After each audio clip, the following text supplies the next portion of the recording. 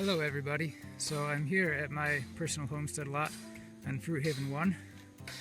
As some of you may know, each Fruit Haven property has a community area, which is what you see in a lot of the pictures and videos, and then each owner has a personal homestead lot that they can develop as they please.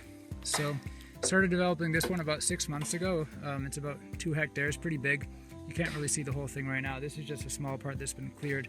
So one of the first things we did was make put in a water system with a gravity-fed water from the stream, and then we built this very simple rustic 3x3 shack with a sheet metal roof and round logs. It was pretty cheap. It only was like $400. It took a few days just to kind of have a home base, because you want water and a roof in order to be able to do some work. And so brought this nice big Ackee tree in a pot up here to plant.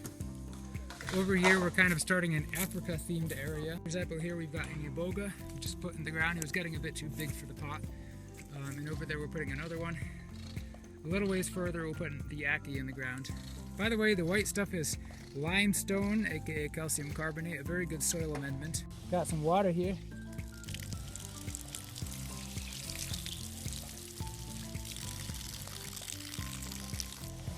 For those of you who are wondering, this is all what you see in front of me, forest. It's all secondary forest. None of these trees were here 5 or 10 years ago, except for this big tree right here. This whole area was cow pasture. It was totally bare and covered with grass, all the way down to the stream valley and up part of the other side.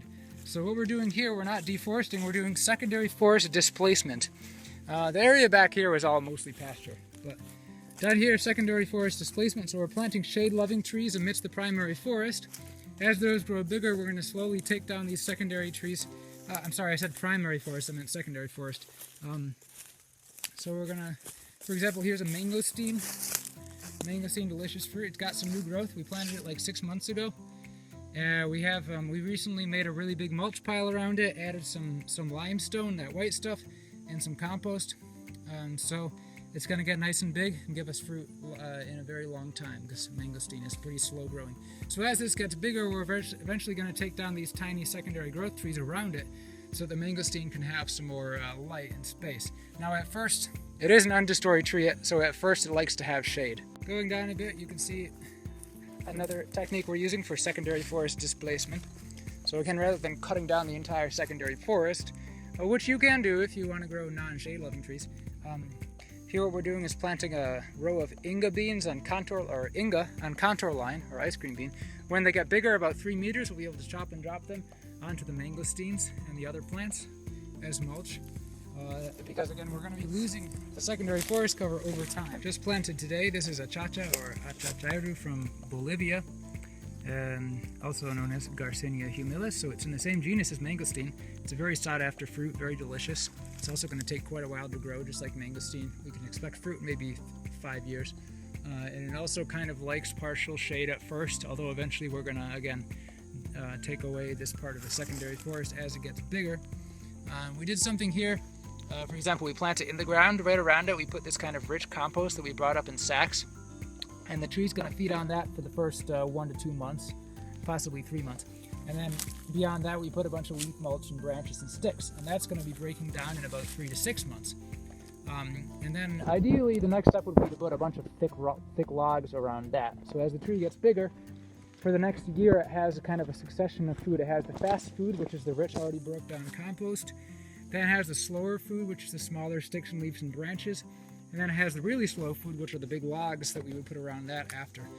And then you don't really have to be adding more mulch for a while. Ideally, it's good for about 6 to 9 months or possibly a year before you have to add more stuff. And here we have Langsat, which is of course known in the Philippines as lanzones. Very delicious fruit. We planted it down here. It's not a Garcinia like the mangosteens and the Achacha, but it is also a delicious fruit from Asia like mangosteen. This is a grafted variety, a grafted fruit that I got from Jim West. Actually, I'm sorry, I didn't get it from Jim West. I got it from Jim West's neighbors, Magda and Lucha, who have a nursery. So Jim West mainly sells seeds. You may know him. He's a world-famous tropical fruit collector in Ecuador. So he sells the seeds, and his neighbors have a nursery where they take the seeds, grow them, and often graft them. So hopefully this will give me fruit a bit quicker than a Langsat normally would. We put some nice rotting logs on here. You can see the mushroom activity, the fungal activity going on in there. So the mushrooms will help break down all the plant matter here and make the nutrients available to the plant quicker.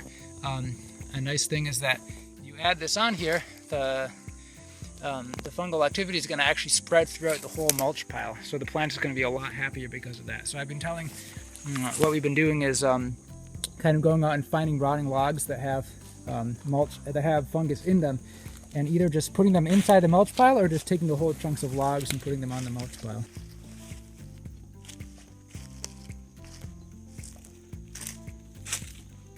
We'll clean up the shed here now, it's a bit more cozy.